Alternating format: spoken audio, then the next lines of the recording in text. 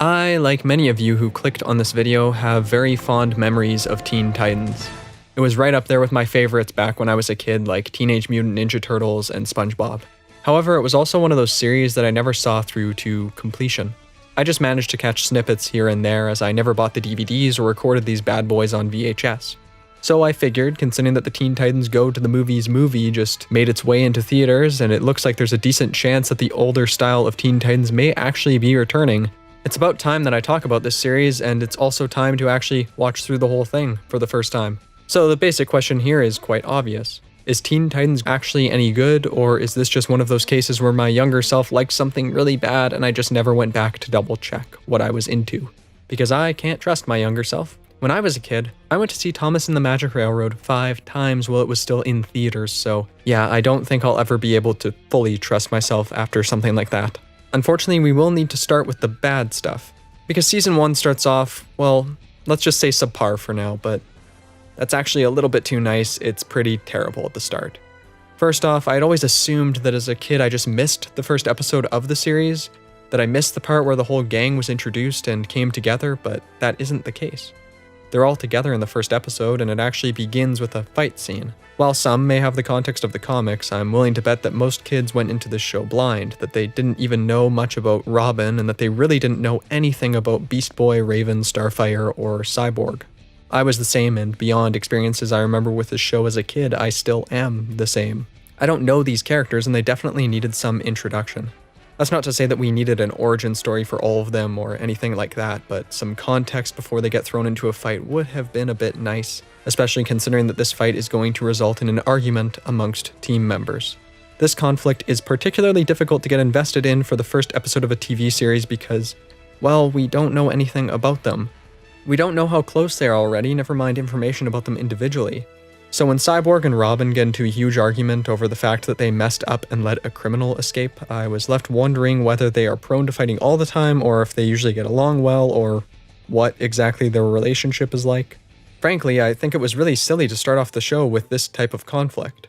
A decent way to get around needing to introduce each character individually through origin stories or something like that would have been to have the conflict of the first episode solely focus on an outside problem, so we could see the positive versions of their relationships and how they can successfully fight together too. First impressions are important, and clumsy and bratty are the first terms that come to mind when I think of Robin and Cyborg after seeing this episode. The rest of the team? Well, after the first episode it's hard to make any judgment call about them at all because we don't see too much of them. But the problems here aren't just with the concept. If it was just that, if the directing and action and dialogue were all good, there wouldn't be anything so bad about this. But in this first episode, these things just aren't good. They're really bad. Especially the way the action is directed. It's all so awkward. The pacing is entirely off. I'm certain that if you watch the first fight scene from this show over again, you'll see what I mean. There's no rhythm or weight to the action. The camera angles are all bland and samey. The animation is just okay at best. They use these blurry backgrounds that are often used in anime type stuff to define action, get around needing to draw the whole background, but they just use them all the time, and none of the moments they use them then have any real punch to them. Nothing stands out in this episode, at least not in a positive manner, and Teen Titans definitely doesn't put its best foot forward. However, it does quickly improve. Although episode 2 still has a noticeable number of awkward decisions as far as pacing is concerned, the dialogue and characterization are much better. The concept is better too. Where the first episode was almost entirely focused on an internal conflict within the group, and the villain of that episode, Cinderblock, just served as a catalyst for that separation and the reason that they got back together, the second episode introduces a more interesting character to fill Cinderblock's role, Blackfire, Starfire's sister. And she doesn't just appear in action scenes, she has a significant number of spoken lines, and we get a good sense of her personality. We see how obnoxious she is to Starfire and how quickly the other group members enjoy her presence, which upsets Starfire. So it is kind of another internal spat within the group that's occurring, but it's also consistently brought back to something external causing issues. This means that we get to see a bit more of the group operating at what I assume is their normal way of acting. Another aspect of the concept behind this episode that makes it stronger than the first is the fact that it's focusing primarily on Starfire, with a bit more of an emphasis on her relationship with Robin than on her relationship with the other group members, although that's sprinkled in there too. Robin and Cyborg actually have more subtle personalities and less in-your-face quirks and mannerisms than the other three members. and Starfire likely has the most extreme and obvious personality of any of the Titans. Plus, it's easy to get attached to her because her stilted manner of speaking is both humorous and endearing. Since the creators opted to not spend much time establishing these characters' personalities and relationships, it's better to spend an episode entirely focused on an extreme character like this towards the start, than on a less extreme character like Robin and Cyborg. That way, we're immediately invested in her issues because she's easy to understand, and we can slowly come to understand the other characters that surround her. But what's probably more important than that is that a lot of other things improve too. The animation, cinematography, music, and all of these things keep improving across episodes, and none of these aspects of the show are ever as weak as they were in Episode 1. Episode 1 really is an anomaly in terms of quality when it comes to this series, which is a real shame. Now, Episode 3 is quite similar to the first two, in that it focuses on the Titans battling with another group, not doing so well at first, but then improving and banding together and doing a good job. While it's not a bad episode by any means, there isn't all that much to say about it. It focuses on ideas that are pretty similar as the first two episodes' ideas, but just tackles them in a more interesting way and with a more professional look than the first episode did. The only real problem is this little guy, Gizmo. He's just incredibly annoying even when I try to take a step back and view this as though I was younger. And he's the only one of the villains in this episode that have any personality I can really remember at all even after just viewing it, so yeah, some bad villains in this one. That's definitely one thing I think the first season could have done to improve quickly. Just cut out some of the extras and focus more on the Robin-Slade dynamic, which is going to be what many of the later episodes of this season will focus on, so why not put more emphasis on it here by having them meet earlier instead of showing these other bland people? I mean, I realize they return later and thus are at least somewhat important, but this is one of those cases where a returning character gets introduced earlier into the story, but with the unfortunate effect of undermining some of the show's overall structure. Considering how these characters act in this episode, it wasn't a worthy trade-off. The next episode after this is a big improvement over the other episodes so far in terms of how it looks and how its pacing works. This one focuses the most on the Beast Boy Starfire dynamic with extra focus on Beast Boy. But the problem with this arc is just that it's so cheesy and weak. See, Beast Boy makes the mistake of accidentally playing a practical joke on Starfire when he meant to play it on Cyborg, so they get into an argument about that and Starfire acts all upset and Beast Boy is all sorry, and yeah, it's just hard to care. There's no reason that this sort of argument couldn't have been spurred on by something worse than a prank, and it actually would have worked well considering that this show tries to compare and contrast Beast Boy's actions with the villains of this episode. The difference between these characters' actions, though, is just way too large to feel like a fair or interesting comparison to draw. Beast Boy played a stupid prank. These guys are destroying people's cars, putting them in mortal danger, and possibly giving the audience a seizure because holy guacamole, is there a lot of flashing lights in this episode, I think I might die. Actually, overall, these first 4 episodes needed higher stakes. Sure, episode 3 involved the Titans losing something important to them, but the only real thing at stake there is their reputation and pride, and at that point we didn't know anything much about their reputation. Sure, in episode 5 we'll see that the Titans have fans, but up until then, not a word on the subject, which is part of a much larger problem that plagues this first season all the way through. The world is just lifeless. There's never any sense of where the characters are, at least when they exit their tower. Backgrounds are barren and bland. The construction of some areas just doesn't make sense. I don't really know where the characters are. There's an overall lack of proper establishing shots to let us know where these characters are in relation to the rest of the city. It's rare that we see other people doing all that much in this place. I could go on, but I think you get the point. This certainly makes the show's world building exceptionally weak, however, it also makes Slade a weaker villain. I mean, what is this place? What's going on here? The places where characters primarily reside should show us something about them, should give us some idea of who they are and what they do. This abstract cluster of madness doesn't do that at all. Maybe it shows us that he's mysterious, but that seems like a weak way to justify just blandness and a lack of personality. Later on, there's one case in particular where the show does a great job of using a character's living space to show more about them or just confirm some other things about them. But that moment is a big outlier in Season 1, although we will be getting to it later. Okay, so back to Episode 4.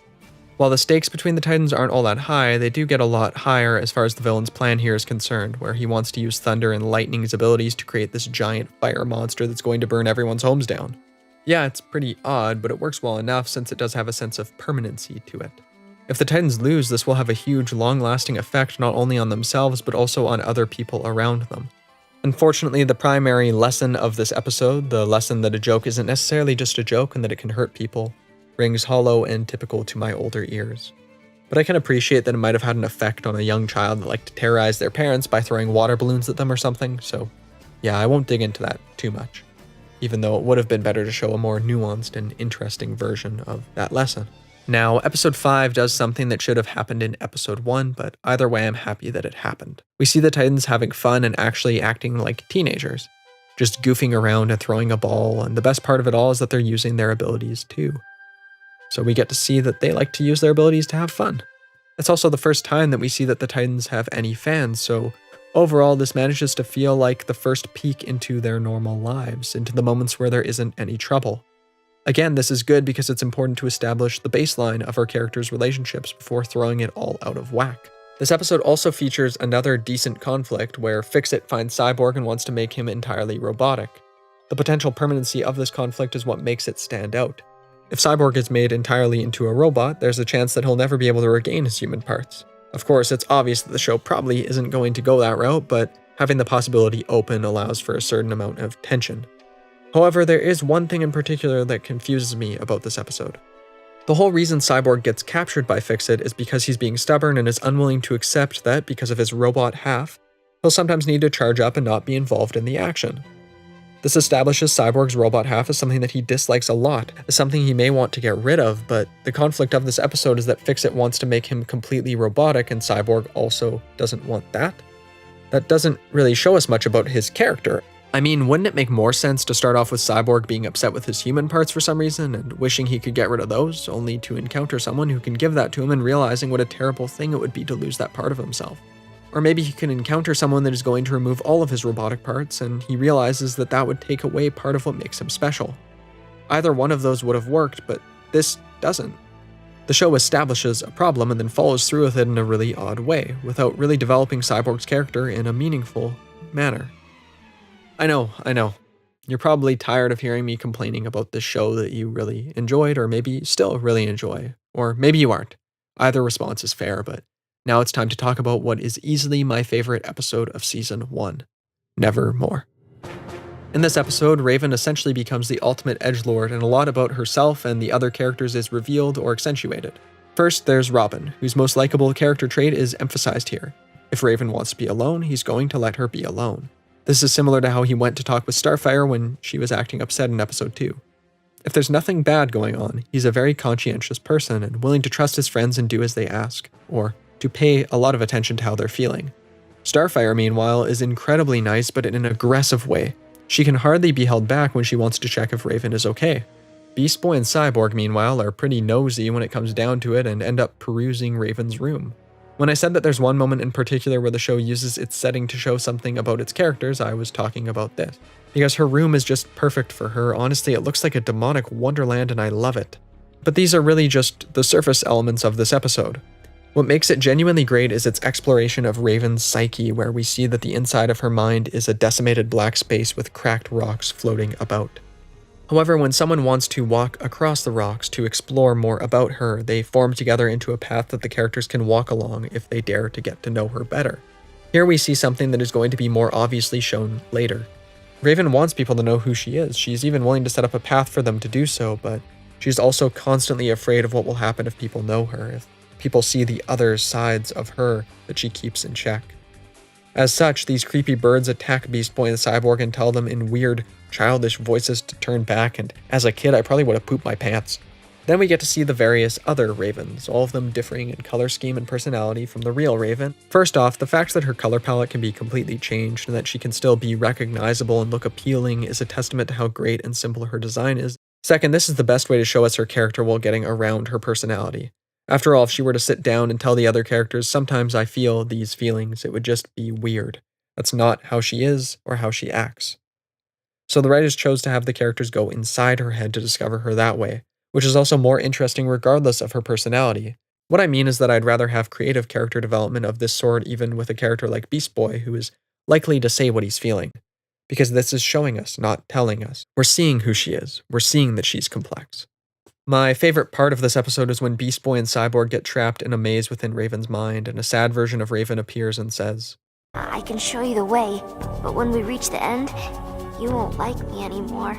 Basically, getting to know Raven is like going through a maze, and here we see all of her fear that people will dislike her once they've gone through the trouble of getting to know her and reached the end of that maze. This really connected with me, and I wasn't expecting that after the previous episodes that ranged from "this is okay" to "I'm not a big fan of this at all." Of course, the episode culminates with Beast Boy and Cyborg helping Raven conquer one of her inner demons, her rage. And while the message is simple, I love how it is shown to us. Sometimes we need help from those who care about us to combat ourselves. Sometimes the problems we have within ourselves are too much for us to handle on our own. And holy crap, this video is a lot longer than I thought it would be. I didn't think I'd have all that much to say about this cartoon I used to like when I was a kid, but I guess I was wrong and I'd rather not rush it, so I'm going to continue this in part 2. If you enjoyed this, remember to like this video and let me know what your thoughts on these episodes were in the comments below. I really love interacting with you fine people down there, so it's always awesome to see what you have to say. On a slightly different note, I also want to thank all of the wonderful people on Patreon who help support me in the creation of videos like this one. It's really great and generous of them to do that, so I always want to show how thankful I am. It's hard to sometimes, but I am very thankful. Thank you. Regardless though, I hope that you all have the best day you can have today, and I hope that everything's going good. Bye-bye.